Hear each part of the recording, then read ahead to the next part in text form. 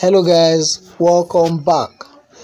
The headline says, I don't like snakes. BB Naija's Jackie blasts Kaffi after fans ask if they were still friends. It is public knowledge that ex-Big Brother Naija housemate Jackie and Kaffi were no longer in good terms prior to the end of the show in 2019. Recall during the 2019 Big Brother Naija show, Jackie confided in Kaffi and revealed to her that Tasha is the blue-eyed witch. Kaffi then went ahead to disclose what Jackie said to Tasha. This brought about more tension between Jackie and Tasha, which as a result led to Jackie labeling Kaffi a snake.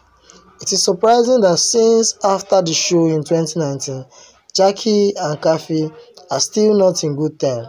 However, in an Insta story question and answer session with her fans, the self-acclaimed tech queen Jackie instructed her fans to ask her any question they wish. As the questions started flowing in, a fan asked, "Are you still friends with Kaffi?" Jackie responded, I don't like snakes."